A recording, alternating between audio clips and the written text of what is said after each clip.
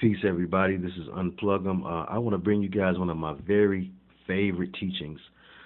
This is the spelling spell, the curse of cursive, part one. And I want to jump right into it. Almighty Creator, I ask you, guide my tongue, guide my heart, guide my mind to be in alignment with your will, for truth to be laid out. All right. We're going to start off. Uh, Trust me, you guys are really going to get a kick out of this. Right now, it might look like Chinese to you, but pretty soon you're going to be probably going back to this video and pausing these screens and looking at them again and again. Deuteronomy 28 and 49, the Lord shall bring a nation against thee from far. This is, of course, this is a prophecy going out to the Israelites concerning their future and what will happen to them in the future. And it says, 28 and 49, the Lord shall bring a nation against thee from far, from the end of the earth, as swift as the eagle flieth, a nation whose tongue thou shalt not understand. And that's the basis of the teaching. We shall show and prove the very importance of communication. There's an expression that goes, communication rooted nation. And we're going to show and prove exactly how deep that is as we go down through the spelling spell.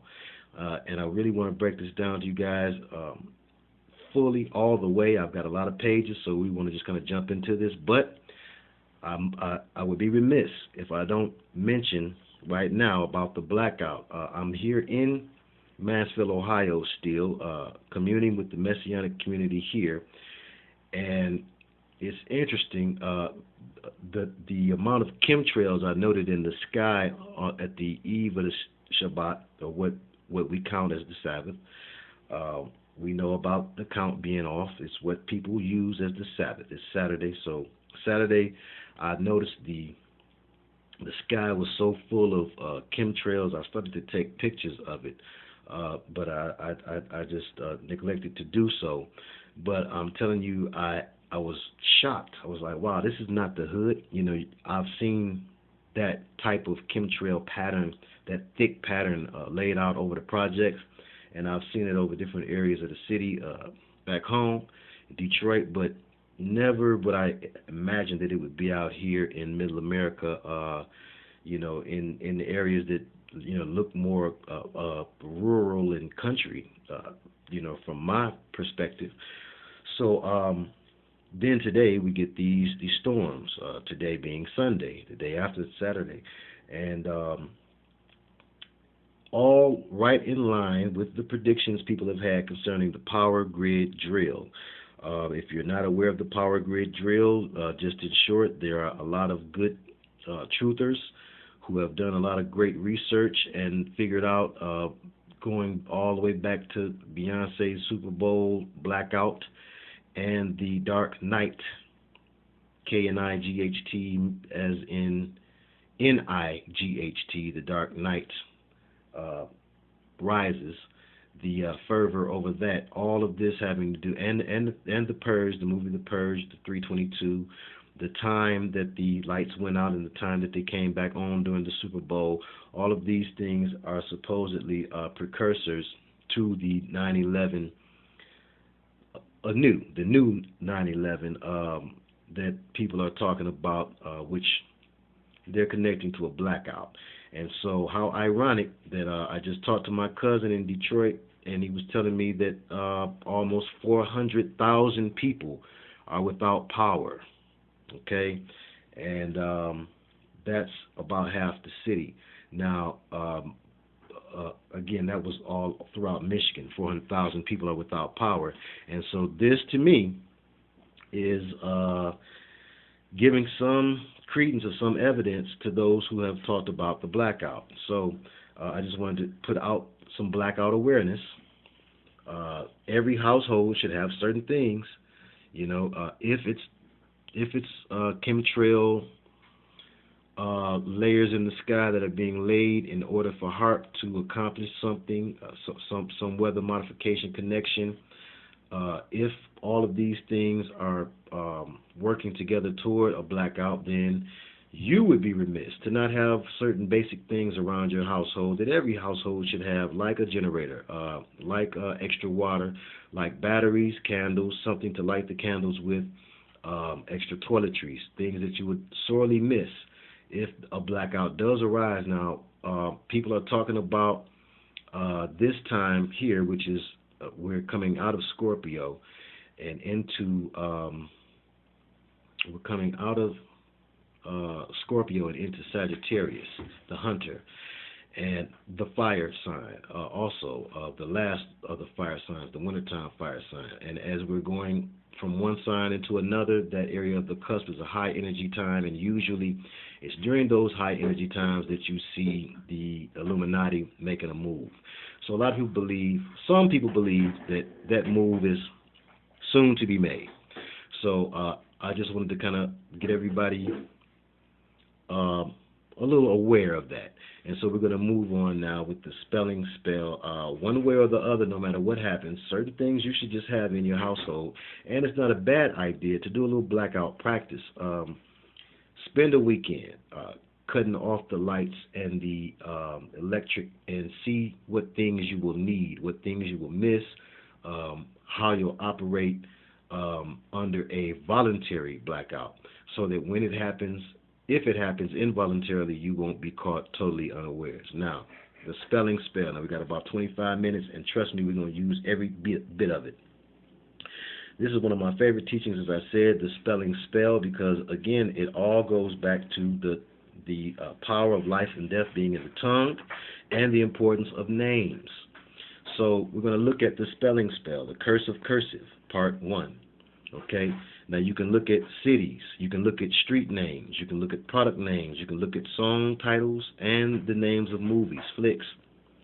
And you will find certain anomalies in the way things are spelled, forward and backward, different meanings, based on if you turn some words backward, like for instance, you take a concept as high as God and you turn it backward and you get a concept as low as dog. And again, I can show you many examples, and I will, and we're going to see why this is so. So it all goes back to what they first teach you in school. They teach you how to spell. And if you're a good speller, you may even receive a gold star or a silver star or a red star on your forehead, right over your pineal gland, or your, what people call the third eye, the seat of your knowledge in your forehead, if you do well. And I maintain that our good teachers didn't know what they were doing by placing a pentagram right there in the center of our forehead, but it was directly related to the fact that the teachers themselves are indoctrinated through the Board of Education into teaching little ones witchcraft. Now, again, they're innocent, they don't know any better, but we must break this down because it's the days of revelation. It's time to do that. So what is the symbol of the Board of Education? Well, it's a tree. What tree is that? It's the tree of knowledge. Okay? So we're talking about a public school system that was admittedly created by the Masons, a secret society that unapologetically admits to looking at Lucifer as God, and the God of the Bible as being an unjust and angry and unfair, unjust prude of a God. Okay, and that's what they teach you, and that's why you get Luciferianism running rampant throughout Hollywood and the music business. Okay, so when you're young and you do well at spelling, you may be asked to compete in the spelling bee. Now, it's interesting, the spelling bee. Why is it called a spelling bee? Why not a spelling ant? Well, a bee. The B, the letter B, is a big deal in Masonic symbolism because it represents the 13. And 13 is nothing but, we don't have fear of any numbers or letters, but we're going to break down what those who put magical connotations to these things. We're going to break down what they believe and what they intend. And of course, once you know someone's intent and what they're really up to, it's hard for them to accomplish it, right? Especially if they need your ignorance in order to do so. So we're going to look at why the B.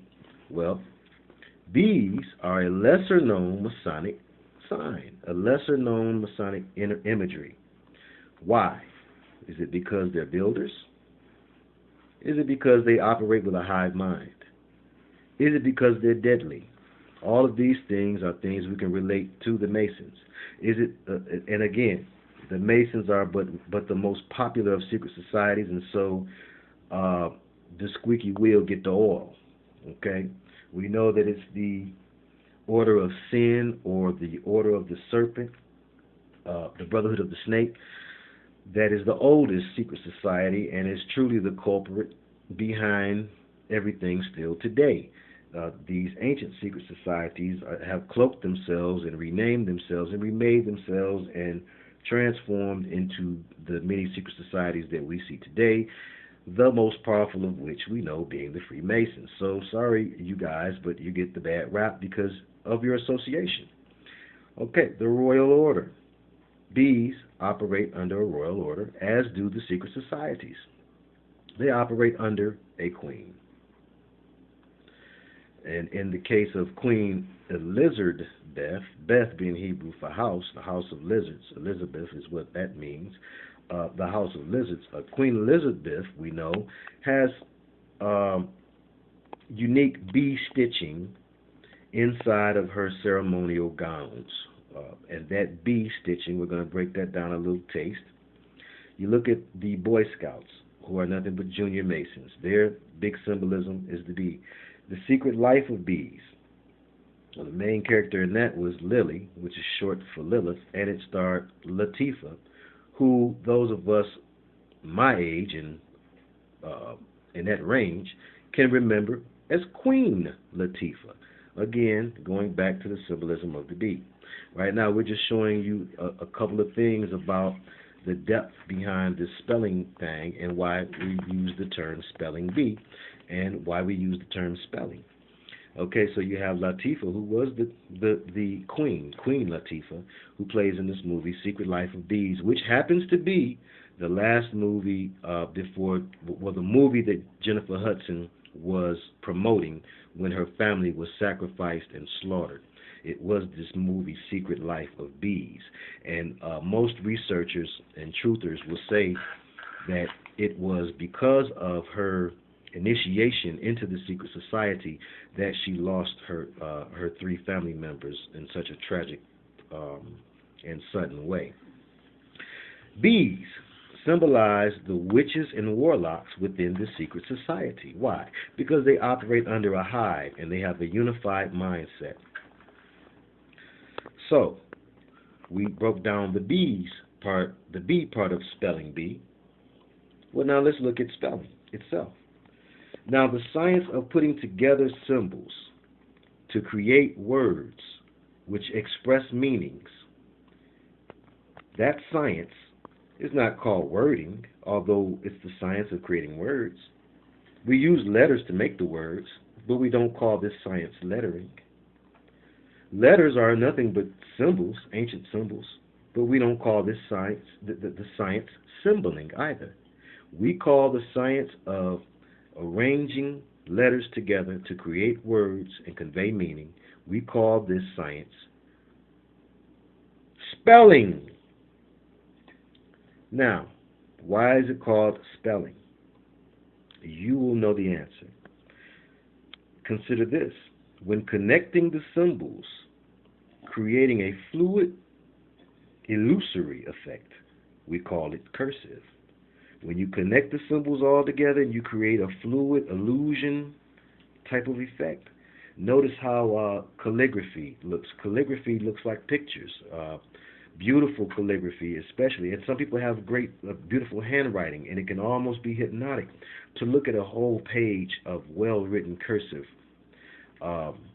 Because of the fact you are seeing these symbols not just separated as you do when you see print, but when you see the symbols connected, it adds to the psychic or supernatural magic power in the spell itself, the spell of spelling.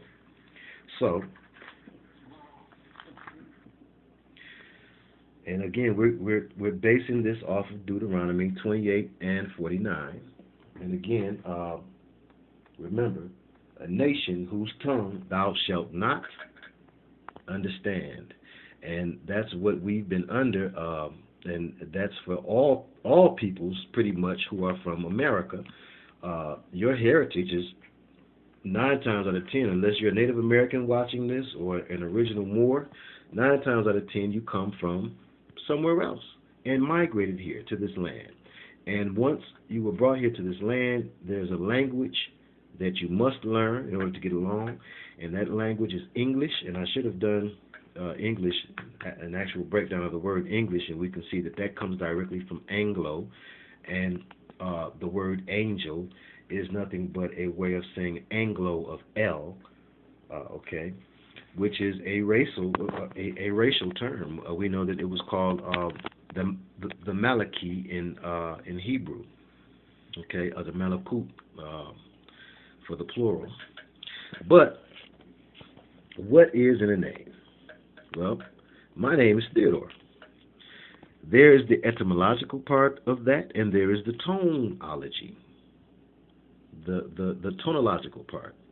The etymology of Theodore, they say, is a Greek word that means God's gift. Well, the tonology is Theodore, and we know that Theo comes from the Greek word theos for God, theology, theology, logi meaning logic of. So doorway. So my name phonetically and by the tone would mean doorway to God, because remember, we're reading the wrong way. Everything should go from right to left, starting in the east, starting on the right. And again, we know east is relative to where the sun is, and what is the east to a universal being? Okay. But by the orientation that we use, we start everything on the right side, or the east side of things, and then we move west. And how ironic, that's how a lot of cities are populated. Okay, so logos and symbols.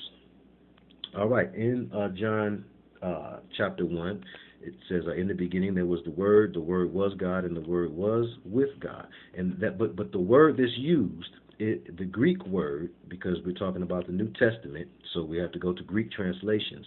The Greek word is logos, and logos are also symbols. I did a video about the logos of Nike and Newport. The logos, we call the symbols of corporations logos, because they are symbols, and one symbol equals a word. When you see that one Nike symbol, you know the word that it means. It's Nike. So logos, symbols, and words. You see how all that connects? Now look at words and verbs. They're the same word. You have W-O-R-D-S and V-E-R-B-S. Now you take them letter for letter. And because W is only a double V, actually, okay, so we take the double V and we break it down to one V. All of your vowels are always going to be interchangeable, okay, and I have a great example of that on the next page. But your vowels are interchangeable because they're primarily the same sound with different inflections. Some say they were the sounds given to the caveman to help the caveman form words. The ancient Kemet or Egyptian words, the ancient Hebrew words, were without all of the vowels that we have today. They were mostly comprised of hard sounds or consonants. And so the W or the V, W and V is the same thing. W is double U in French, but W means double V. Duh. Okay, but you have the W is really the V. Then you have the o, u, or the A-E-I-O-U, all just variations of the caveman sound. Then you have the hard sounds at the end, the R-D or the R-B, the words or verbs. Do you hear the similarity? You can see the similarity too. I'm going to show you more. But think about positive words being proverbs, your proverbs in your Bible.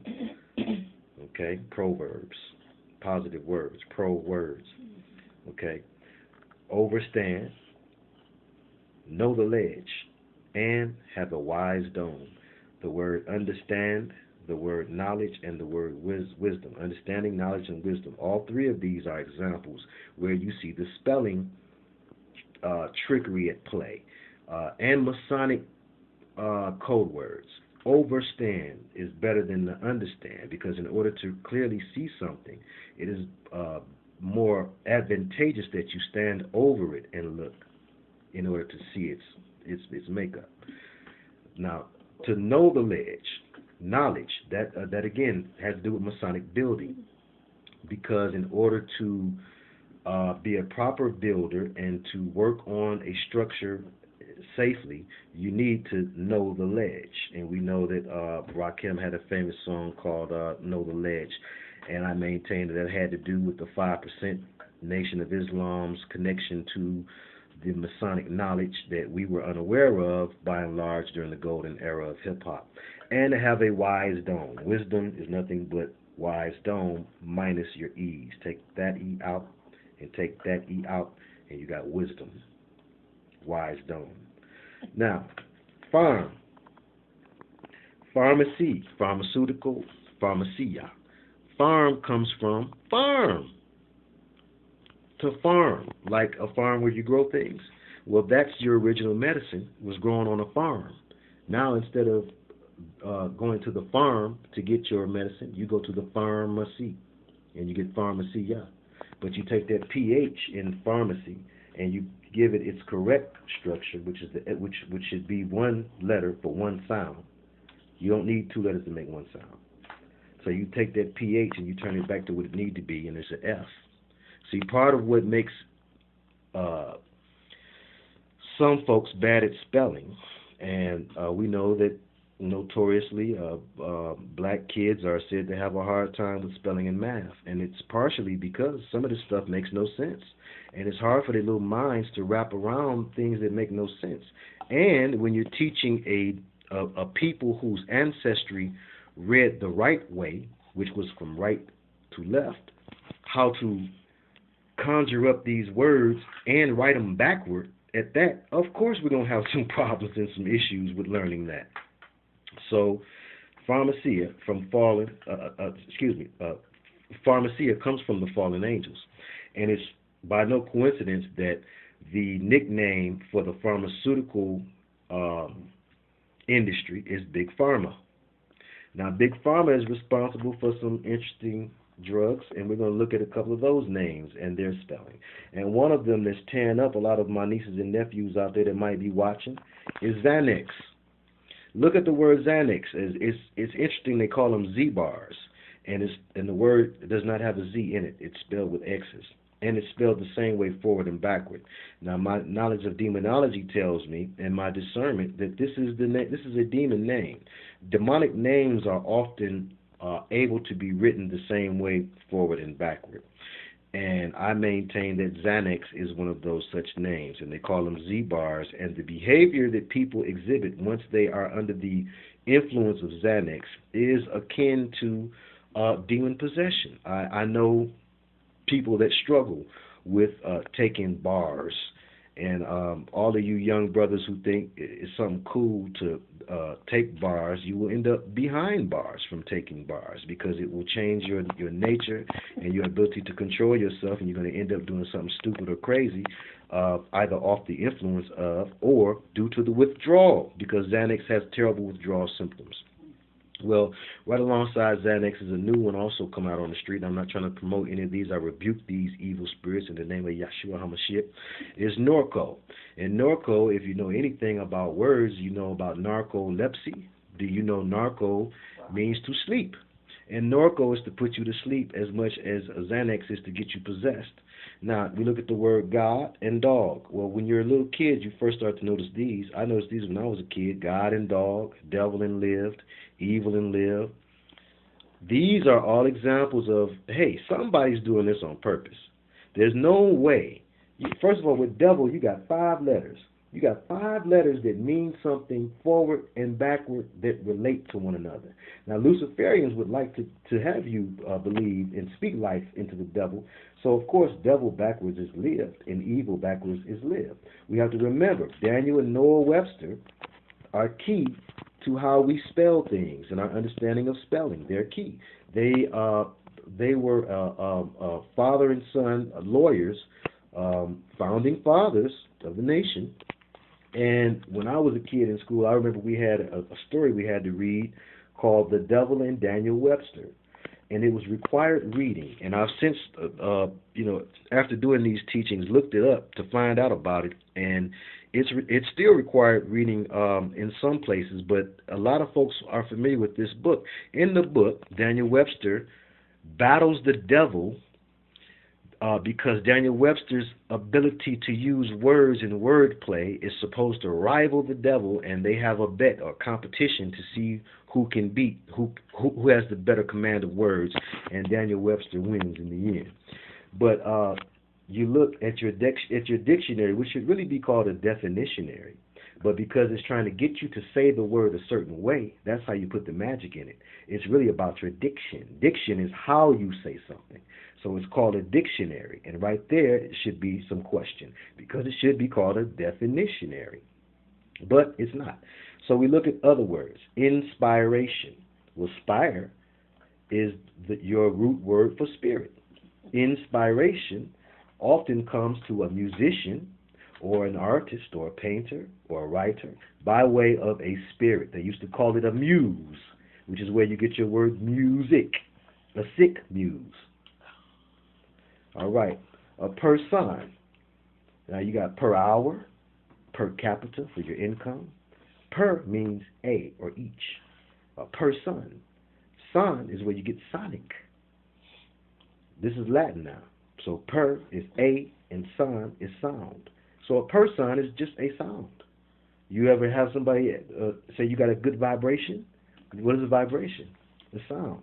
That person has a bad vibe. That person has a bad sound. What does a dog bark at when they feel some bad vibe on a person? It's a bad sound coming off of that person, and that dog can hear that frequency that you cannot. And so can babies. But let's continue. Now, this is an example of what I was saying before. All of your hard sounds are mostly original letters. And this is going to have to be a two-part teaching I'm seeing now, because I know I got 30 minutes, and we're almost coming to a close on the 30-minute mark. So I'm going to rush a little bit here, but I want to get all of this in, so this will be two parts. I'm sorry, I like to get it all in one part for y'all if I can. But this right here, great example. You can take each vowel, and you can stick any vowel in between, and you pretty much get the same meaning. It's about the hard sounds. So here we take B-L-N-D for our hard sounds. Bland. And we can put an A in the middle, and it can be bland. And we're going to do that here. Just give me a second here. We're going to put an A there for bland. And we can put an E in the middle, and it'd be blend. We can go all the way down now, the vowels.